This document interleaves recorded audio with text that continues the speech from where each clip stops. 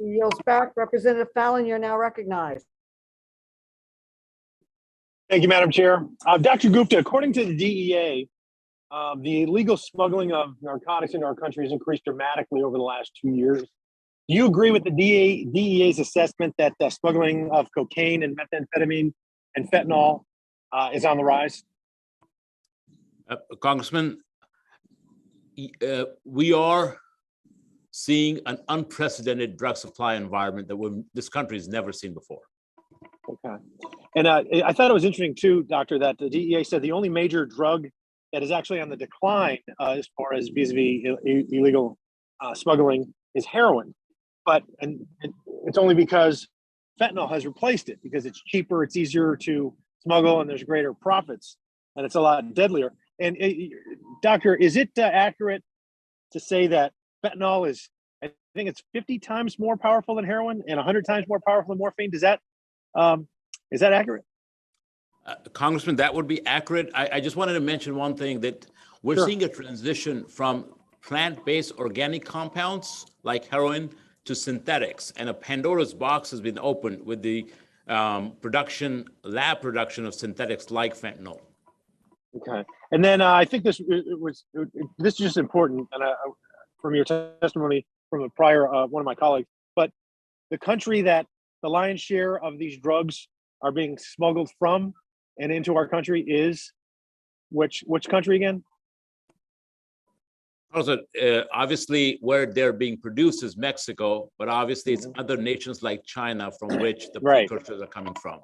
So is it fair to say most of the methamphetamine that's smuggled into the country is produced in Mexico, and most of the fentanyl is produced in China?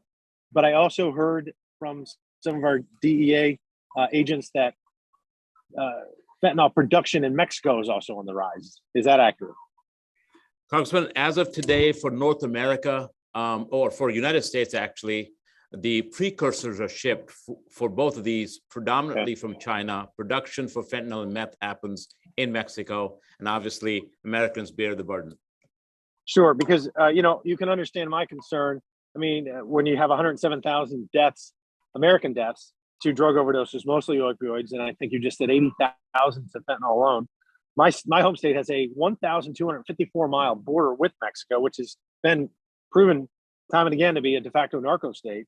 And here we have the worst on record for illegal encounters was April with 234,000. But then that record was broken in May with nearly 240,000 illegal border crossers. And during the Biden administration, 2.9 million illegal border encounters and 700,000 known gotaways. So that's at least 3.6 million. And if only 1% of those folks that are crossing the border are smuggling narcotics, even small amounts, that's 36,000 times. That's remarkable. And here's some stats. The Customs and Border Patrol estimate that during the Biden administration, over 1 million pounds of illegal narcotics have been seized along the border, and 7,000 pounds of fentanyl, which is enough to kill every American multiple times over. So Secretary Mayorkas last year testified in front of a House committee that the border was secure. And he then recently said there was operational control. And I was a little surprised. I think my colleague, Representative Biggs, did an outstanding job in his questioning. I just want to hear this again. Your testimony is the director of the National Drug Control Policy for the Biden administration, that our border is secure. Is that correct? Because that's what you said to him. Thank you, Congressman.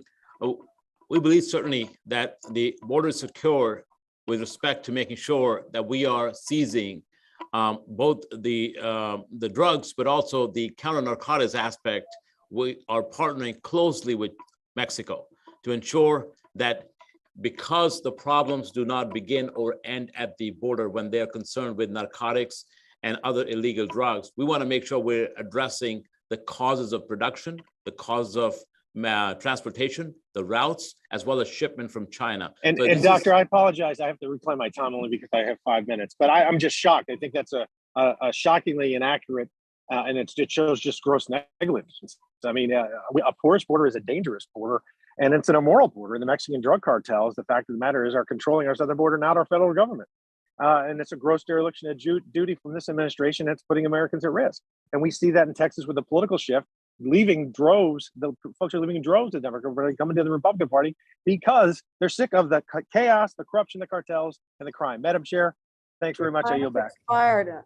And to follow up on the discussion we just had, I'd like unanimous consent to enter into the record President Biden's 2021 executive order imposing sanctions on transnational cartels and drug traffickers. Just this year, the administration has extradited 10 transnational criminals from Mexico to the US, including several top cartel operatives. The administration has also sanctioned another 26 operatives and 10 trafficking organizations. So the truth is the Biden administration has been aggressively going after the cartels. Now I would like, unanimous consent to place it in the record without objection. And now Congressman Ro Khanna,